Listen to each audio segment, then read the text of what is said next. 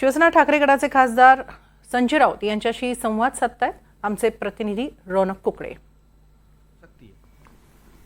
देखिए, ज़रूर आज हमारी एक परंपरा है दसरा रैली की। 50 साल से भी ज़्यादा समय हो चुका है कि हम रैली कर रहे हैं। शिवसेना प्रमुख बाला साहब ठाकरे जी, अब उद्धव ठाकरे, महाराष्ट्र की परंपरा है। ये रैली को लोग हमेशा पूरे राज्य से लोग आते हैं और मैं ये मानता हूँ कि लोकसभा से पहले भी रैली हो गई थी और उसमें आपने देखा होगा कि हमने लोगों को आह्वान किया था कि महाराष्ट्र में बीजेपी और उनके जो लोग हैं उनका पराभव होना चाहिए। लोगों ने हमारी बात मान ली और यूपी के बाद मोदी जी को अगर कहाँ झटका लगा है तो महाराष्ट्र की जनता ने उनको शॉक ट्रीटमेंट दी।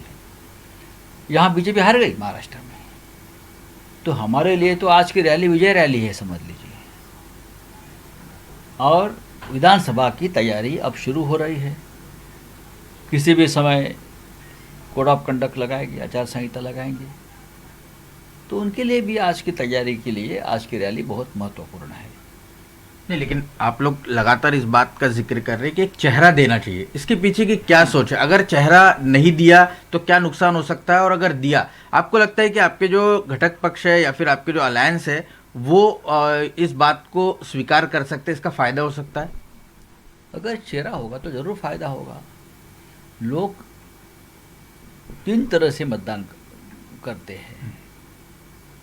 सबसे पहले पार्टी को करते हैं, फिर उम्मीदवार भी देखा जाता है कौन चुनाव लड़ रहा है उस क्षेत्र में, और सबसे ऊपर इस राज्य का या देश का नेतृत्व इसके बाद इस पार्टी की तरफ से कौन करेगा।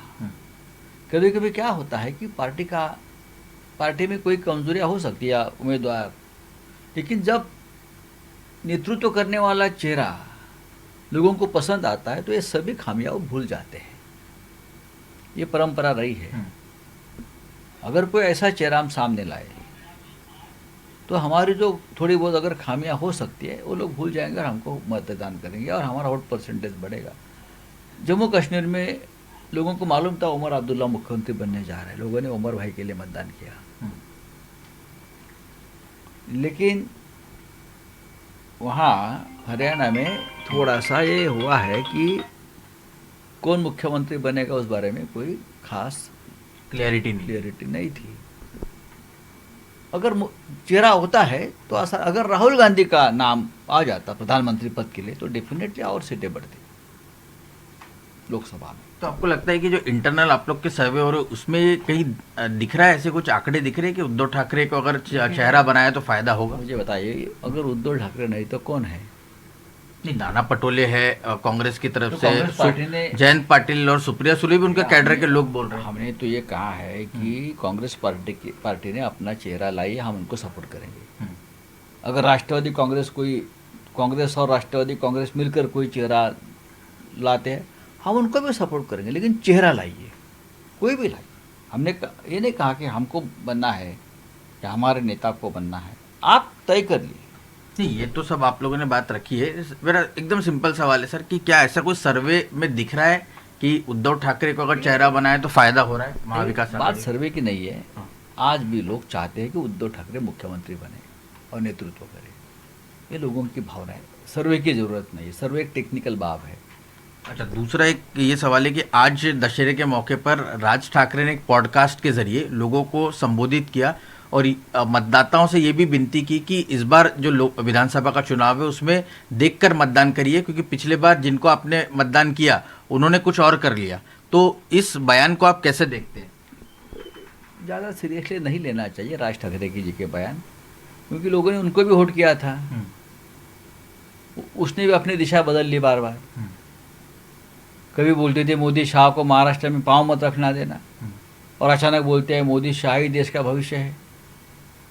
ये बात लोगों को हजम नहीं होती। लोगों को लगता है दाल में कुछ काला है, कुछ मैनेज हो गया है। तो पिछली बार उन्होंने बिना किसी शर्त के जो समर्थन दिया था, बिना शर्ट, खुले एकदम खुला होकर बिना शर्ट समर्थन, अब बिना पैंट समर्थन करेंगे।